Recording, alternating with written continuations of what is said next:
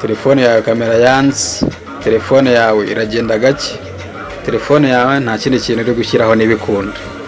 Rero ibi ngibi biragufasha cyane kuba wamenya uburyo telefone yawe witwara igakora neza cyane uko wifuza bitakwangirije umwanya.